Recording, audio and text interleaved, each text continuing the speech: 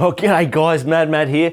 Today's the day I get to fit my locker to the front diff of my 80 series. Now, this is going to be using the Terrain Tamer Diff Lock kit, and it's got the Harrop E Locker in it. So I'm going to show you how to install the Harrop E Locker. Now, if you love this content, hit that subscribe button. So we're going to start by unboxing it and show you what's in the box.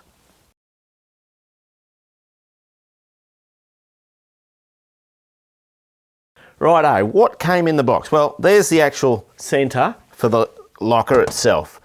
So we've got that, an instruction book, so we know what to do. We will go through that so that we're doing this tuition as per the instructions, and all the wiring harness and that. Now I'm going to just stick that aside because we don't need it yet. And in this box, we've got just a couple of bearings for the side of the locker, and then there's a gasket under there, so I'll stick that aside as well. Okay, so the first thing we're going to do, read the book. Always read the instructions. Righto, I've read the book and know what I'm going to do. Now for me, it says step one is to actually install the wiring into the vehicle. I'm actually doing that backwards a little bit. Now it also says to strip down the differential, but because I want to keep this video a little bit focused in on the subject matter, I've already stripped my differential down, got parts cleaned up so that we're ready to just focus in on the assembly. So in the book, I'm working at step 15, which is installing the ring gear onto the actual differential center. So a couple of things we're going to cover off on that. So the first step is to install the ring gear. Now there's a couple of things we need to do. Firstly, we need to prepare the surface. Now it's obviously come out of the machine shop in perfect condition, but just in case there's been any damages, we're going to just very lightly with a fine file, just rub around there just to make sure there's no burrs or anything like that. So I've already pre-done that for this job, and I've also done the same on the back of the ring gear there. Next thing we're going to do is get some brake cleaner or similar, degrease all of that surface there and the ring gear, make sure everything's clean inside the bolt holes and all that's clean. Then I've gone and put my ring gear into the oven and warmed it up to 90 degrees. So at the moment I can't really touch this because it's quite hot. The reason we've done that is to expand the ring gear to the size we need so that it'll fit over the locker. And then we just install that. Be careful of the wiring there. Okay.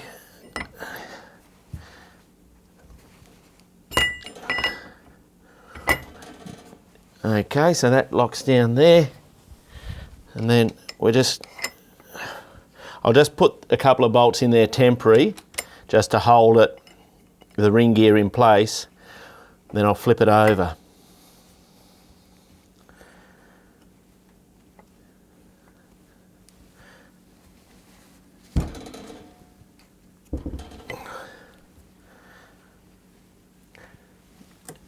Now we'll get a little bit of thread lock, and we'll thread lock each of the screws. Just a little bit on like that. So I've got the locker clamped in the vise with soft jaws so I don't damage anything. And now I'm just doing the final torque on the crown wheel bolts. So now they're all torqued down. I'm just going to use a little bit of white paint to witness mark the bolts so that if anything moves down the track, I'll know about it. Obviously, probably if a bolt's come out, that's the only time I'll know about it, but anyway, good practice. So on page 48, it's actually got here, for my vehicle, all the specifications I need to know. So check it out for your vehicle as well. Now step 16 says that we've got to install the bearings. So these are the Koyo bearings that come with the locker kit, and we're just going to install a bearing onto there, and then we're going to install the other bearing on here. Before we install these bearings, we're going to give this a clean with our brake clean again, and then I'm going to use my press to push that in, or an arbor press if you've got that sort of press, and push the bearing on. Don't be banging it on there because you will damage something, okay? So let's do that now.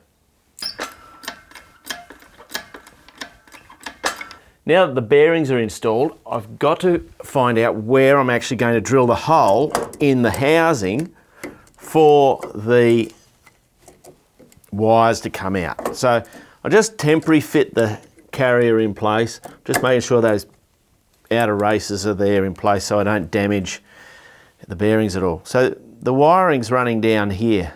So you can see how the wire sits there, and now this has to come out through the housing, so I've got to mark a spot down inside here that the hole can come through. So I'll work that out. Now the other thing whilst this is here, see these tabs? Now this is an 80 series. They're sometimes a little bit different depending on your locker, but you actually get a shifter, or I used a pair of multi-grips, to bend these tabs out so that that bearing cap can fit down through there. But I'd imagine you want to kind of keep them tight so there's not too much play in that. So when I final assemble it, I'm just going to tap those in to hold them in place. That's what I think I'm going to do anyway. So I've tightly packed a rag around my pinion gear because I'm working very close to that.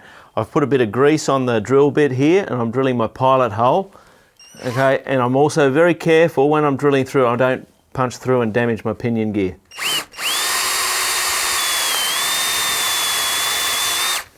Like that.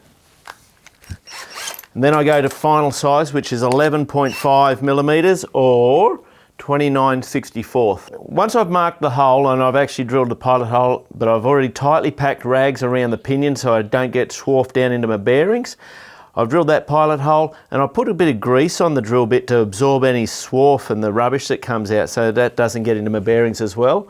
And then when you're drilling this, you've got to be absolutely careful you do not hit the pinion bearing. If you're not sure you can do it, put a bit of wood down there so that you drill into the wood, not into the gear. Righto, it's time to actually put the diff in now. So the hole's drilled, everything's clean in there, everything's perfect. Now, I'm actually reusing a set of my gear ratios, which this truck's been geared for 35-inch tyres. And these are nitro gears, so it's really nice to see after about 80,000 kilometres how well these gears are. I put them through a lot of work, and they are in perfect condition, which is superb. So just sitting the locker back into place like that, it's geared in there. I'll just do a loose assembly. I get my side adjuster nuts and screw them into here. Now, just a point, when I disassembled the diff, I marked the bearing caps so I know which one goes where. If you've forgotten to do that, it's not the end of the world. You can usually work it out because these threads won't line up. All right, so I'm just doing a loose fitment now. And then, so everything's sort of assembled. And then we got to get into setting up a few adjustments and stuff. I'm going to just feed these two wires down through that hole, and at the moment I won't put the grommet in place. Just get that, making sure, yep, that's all going to work just fine when I do my final assembly. So now I've got the centre in place. I've put my bearing caps in. These bolts are just loose at the moment, just so that the adjuster nuts here on the side bearings are in their threads. So I've just been setting up the preload on those two bearings so that there's some load. You don't want a bearing to be loose, then it's not going to do its job. So there's a preload. So you need to look in your service manual and find out for your differential what that preload is and how you set it up. There's a lot of different ways to do that in the differential. This is obviously an 80 series diff. And then the other setting I've been playing with is my backlash, which is for the how much teeth mesh I have between the pinion and the crown wheel, and I measure it by putting the dial gauge down there, and just I can move that back. Now this isn't perfectly set up. I'm actually going to make that a little bit tighter just to get it just the way I want it to be set up. But again, you check those specifications in your service manual, get them right. Then we're going to tighten down our bearing caps, do our final inspection. So now I've got the carrier bearings preload set, I've got my backlash on the teeth set. It's all as I reckon it should be now, but the final thing I'm going to do is actually use this product bearing blue. There you go. to check that the teeth engagement's right. So I just paint this onto 3 or 4 teeth, and then I'm going to rotate, and we're going to see what the contact pattern is of the teeth, and then provided that's as per spec, this diff's ready to go in. So the centre is now ready to go back in the vehicle. What have I done? I've set the carrier bearing preload so that it's got that set up. I've set the backlash in the gear train. I've torqued down my carrier bearing bolts. I've set the adjuster nut locking tabs in place, and I've installed the grommet for the electrical wires to come out of the housing. Now I've put a little bit of sealant on there. In the manual it doesn't say you have to do that, but I did it anyway. Maybe I'm a naughty boy today. Anyway, so one thing I say, I found putting the grommet in is a little bit of a challenge. Just be really careful that you don't damage any of the wiring. Now, one other thing for you. This job needs to be done by a suitably qualified technician, or you can void your warranty. So you need to be comfortable with the conditions of the warranty. It's all written out there in the book. Now, the next part of the job is to install the wiring. The easiest way to show you how to do the wiring is actually to lay it out here on the bench rather than trying to show you in the vehicle. So follow the wiring diagram. It's really clearly explained there. This is basically going to be our full-time 12-volt supply to the relay. This is off our ignition or accessories. This is our earth. And we've got our switch point here, which you'll mount obviously in the dash somewhere. You've got a 10 amp fuse. All the wiring's been clearly labelled as well, which is a nice thing. There's our relay. This is a diode that's put in the lines going down to the locker, and the diode's there to stop back EMF when the magnetic field collapses. So that's what that's there for. And then this is the wire that will run from the differential, that's going to plug onto the differential up onto these connectors. Now, if you want, you could cut that off and solder that and use some heat shrink if you wanted a better termination than that point there. I'm going to go and do that in the vehicle, then we're going to go for a test drive.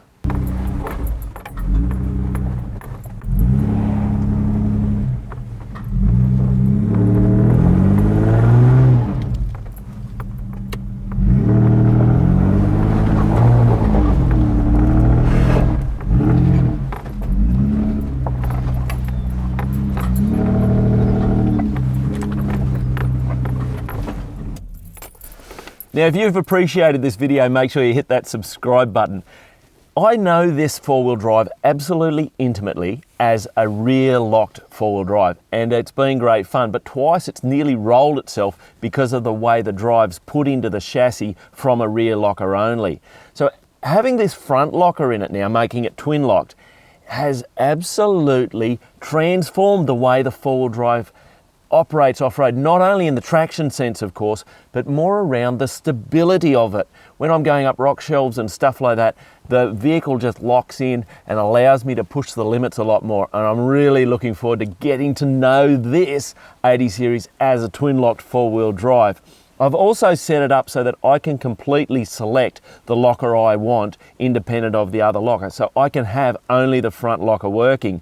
And I'm going to explore and experiment and find out ways that I can use that feature to my advantage off-road. I'm Mad Matt. Stay safe on the trails.